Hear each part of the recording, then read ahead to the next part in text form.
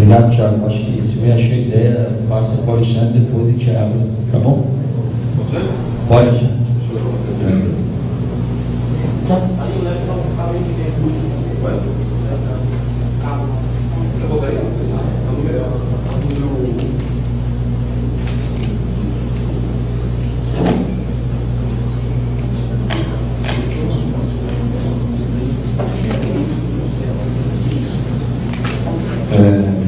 Boa tarde, auditório, boa tarde. O Paulo, eu confundo, Paulo e Saulo, né? Não, Saulo. Saulo, boa tarde, Saulo, em nome de quem cumprimento os demais membros da mesa. Essa questão do mais bonito eu não vou opinar, vou deixar para. Eu já sou São Paulino, se eu opino com relação a isso aí, daqui a pouco o pessoal vai tirar um sábado de mim, não dá certo. Eu queria agradecer mais uma vez o Sindicato do Maranhão, um sindicato de muitas histórias, muitas lutas, né, lá em Santa Catarina. Sempre que a gente participa de algum evento, o pessoal aqui do Maranhão é muito lembrado, né, como outros sindicatos também do Mato Grosso e por aí afora, mas do Maranhão especialmente é muito lembrado em Santa Catarina. O Caio mandou um abraço para o pessoal aqui do Maranhão. E como é quente aqui no Maranhão, né, o meu computador ele nunca tinha desligado por superaquecimento e agora desligou, do nada ele desligou. Mas eu consegui contornar aqui.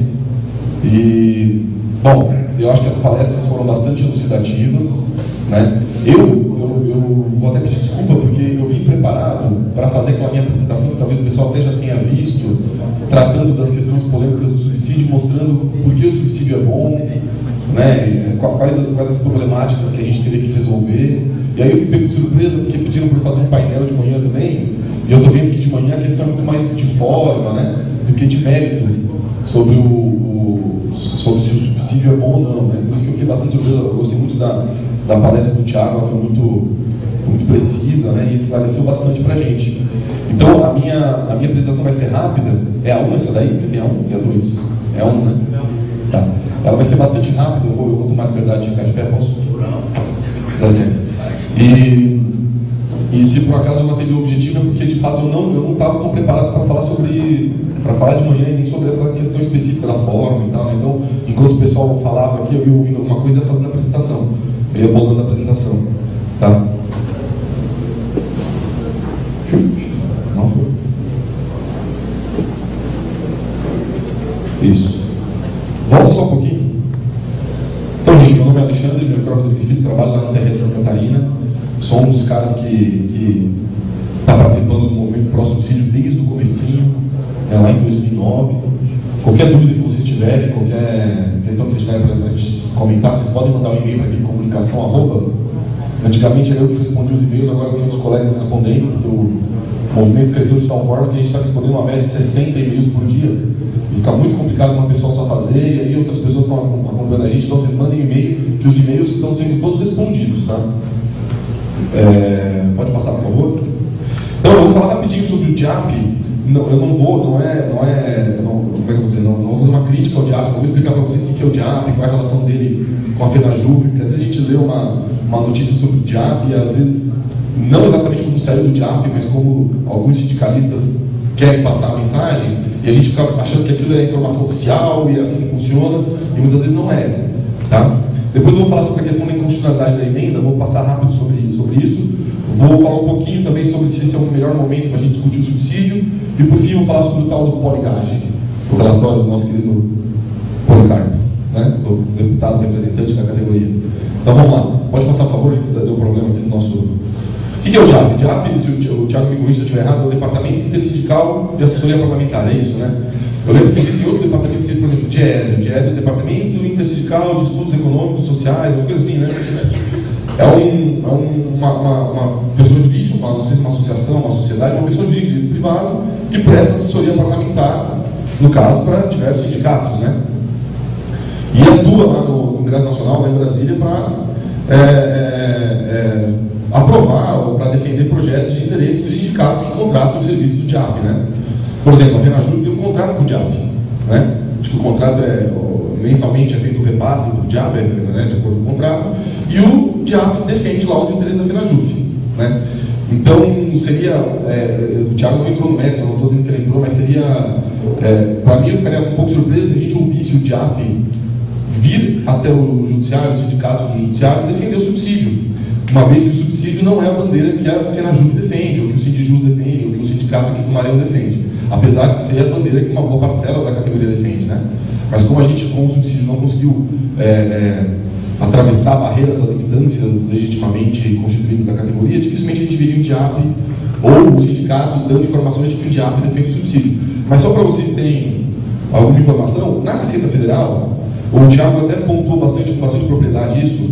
No Executivo existe aquela questão da gratificação de desempenho, né, a questão da quebra de paridade entre ativos e inativos, né. Mas quando o subsídio foi implementado na Receita Federal, o DIAP ele foi bastante incisivo em mostrar que ali houve uma vitória, né. Inclusive tem um texto elaborado pelo Antônio Queiroz, Antônio do Diabo, em que ele efusivamente enaltece as qualidades do subsídio, né? E uma das principais qualidades do subsídio, que eu vou tratar de tarde quando for falar dos benefícios e das questões mais problemáticas, uma grande qualidade do subsídio, gente, é evitar a gratificação de desempenho. A gente critica muito a gratificação de desempenho, não queremos a gratificação de desempenho. Aí eu pergunto assim, qual a carreira que conseguiu atingir os patamares que nós estamos tentando atingir através do PL, que conseguiu isso sem ser por subsídio ou sem ser por gratificação de desempenho? A gente consegue achar uma carreira que conseguiu isso? Né? Eu procurei, eu posso até não ter feito a procura de maneira com bastante eficaz, não achei. Na verdade, eu não achei. Né? Nós seríamos o primeiro caso. Né? Daí a dificuldade, entre os problemas, né? Daí a dificuldade. Né? O que a gente pode perceber? A gente pode perceber que para carreiras valorizadíssimas, o governo trouxe a ideia do subsídio. Né? Para carreiras em que o governo quis mostrar para a sociedade que está havendo trabalho, eficiência, eficácia da prestação do serviço público, o governo colocou a gratificação de desempenho. Está vendo, gente? O pessoal aqui vai receber de acordo com o desempenho deles. Já o pessoal mais valorizado, o subsídio. Né? Aí eu pergunto para vocês, no futuro, o que nós vamos querer? O subsídio ou a gratificação de desempenho? Né? Quebra de paridade com ativos e inativos, a gente tem que entender que no futuro a nossa carreira está ficando muito jovem, né? Bastante gente entrando, mas é difícil amanhã o governo vir e falar assim, ó, é GD ou nada, gratificação de desempenho ou nada. Dificilmente a gente vai segurar aquela massa de servidores. Então vamos continuar com os salários defasados, dizendo não queremos. Vai ser difícil segurar. Eu particularmente sou contra a gratificação de desempenho, acho que ela para ser implementada tem que ser muito bem discutida, né? Mas, só para lembrar para vocês que o DIAP, quando houve a implantação do subsídio na Receita Federal, foi favorável. Né? E se as pessoas que quiserem podem mandar um e-mail para a gente ou procurar na internet, vai ter acesso ao texto do Toninho do DIAP, em que ele diz ali, ó, entre outras coisas, o subsídio inclui a paridade, o aumento salarial dos maiores dos últimos anos. Para quem diz que o subsídio impede aumento, né? No futuro não vamos ter aumento com subsídio. Né? E a resolução do problema do fosso salarial, beneficiando os servidores mais novos que não progrediram na carreira, no caso lá da Receita. Né? E vejam lá como é que ele termina essa questão. Ó, mesmo com a questão do SIDEC, depois eu vou falar do SIDEC de tarde, né?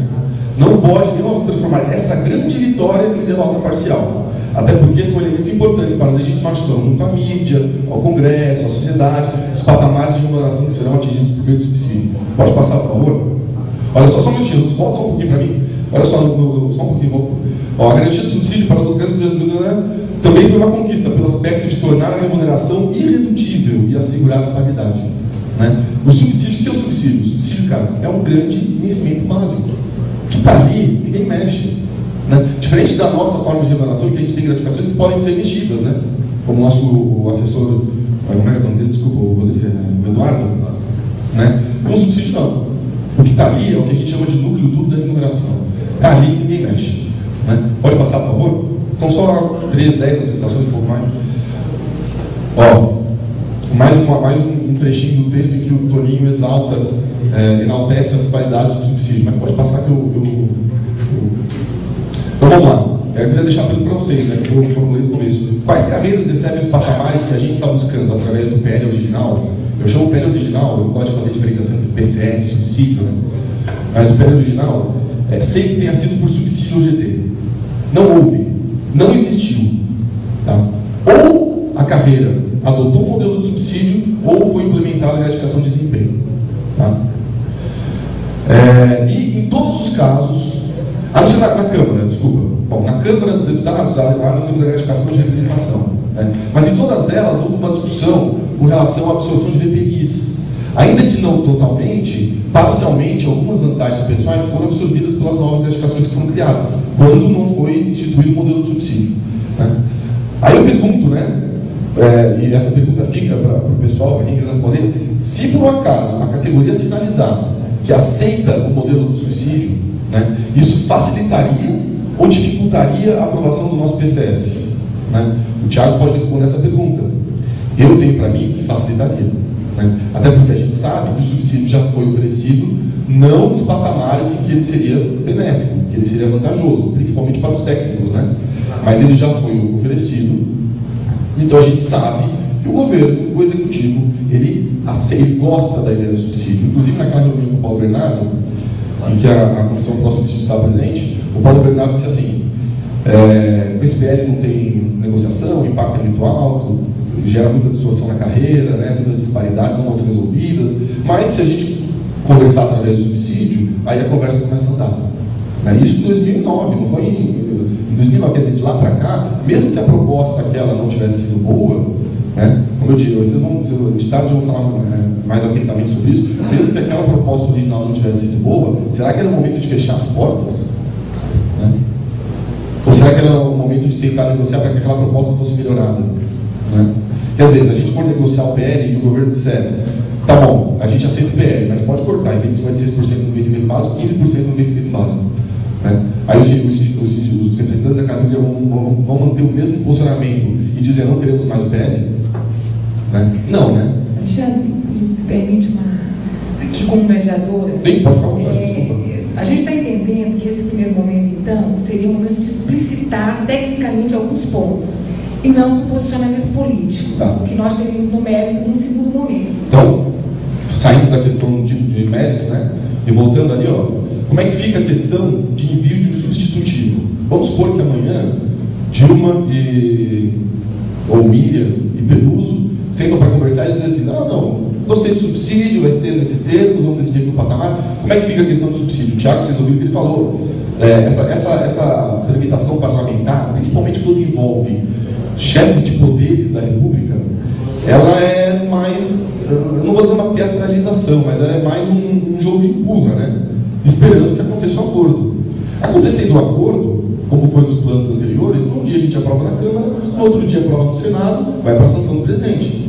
Né? Como ele bem disse, aprovado o relatório do Policarpo, feita a reserva orçamentária, não quer dizer que o plano vai ser aprovado. Né? Sem acordo entre os poderes, não há aprovação do plano. É por isso que eu digo, havendo a opção, sinalizando a categoria que aceita o subsídio, e havendo a opção por quem está negociando de que o subsídio vai ser implementado, basta o envio do substitutivo. Lógico, respeitado o prazo da lei orçamentária anual, né? Mas havendo esse envio do substitutivo, a aprovação tende a ser rápida, desde que haja o acordo e os recursos orçamentários. Tá? É porque a gente ouve às vezes assim, né? É a questão técnica que eu estou falando, a gente ouve assim, né? Não, se a gente optar por subsídio, volta tudo para o começo. Já era, acabou, mas 3 anos de tramitação, não, isso não é verdade, né, gente? Quando a gente fala que talvez haja alguma dificuldade, caso a gente mude, isso é verdade. Mas dizer que volta tudo desde o começo, aí eu já acho que não é entrar no. Aí eu acho que quem argumenta dessa forma está fugindo da tecnicidade da questão. Né? Às vezes está tentando fazer terrorismo, tá? Mais atrapalha do que ajuda. Né? Então vamos tentar evitar esse tipo, vamos selecionar os argumentos. Né? Pode passar, por favor? Quando o pessoal fala em inconstitucionalidade, o que o pessoal quer dizer? A inconstitucionalidade ela seria por vício de iniciativa. Por quê? Porque para questões de reestruturação da carreira, das carreiras de apoio do poder, né, apenas aquele poder é que pode enviar o projeto de lei. No caso, só o STF poderia enviar o projeto de lei ao Congresso. Né? Como eu disse, essa é uma questão de fundo. O próprio Thiago explicou isso aí. Ela não tem tanta importância, porque quem é que acha aqui que alguma coisa vai ser aprovada na Câmara sem que a Dilma e o Peluso queiram? A gente acha que nós vamos aprovar um plano de cargos e salário na Câmara, a Dilma vai vetar, vai voltar para a Câmara, nós vamos aprovar e isso vai passar batido. Eles vão ficar olhando e vão dizer, beleza, tudo bem, não tem importância. Não, né, gente? Né? Mas só para argumentar a questão do vício de iniciativa, né? Existem acórdons, decisões, né, lá dos tribunais do STF, em vários sentidos, dizendo que uma hora que pode, outra hora que não pode, a questão lá não está pacificada, né? Não existe súmula, né? Mas o que a gente pode entender do que a gente lê nos acordos é o seguinte, gente, não havendo aumento de despesa com relação ao plano que foi enviado, ao projeto de lei que foi enviado, e mantendo-se a pertinência temática, ou seja, eu mando um plano de cargos e salários, e eu tenho no final a aprovação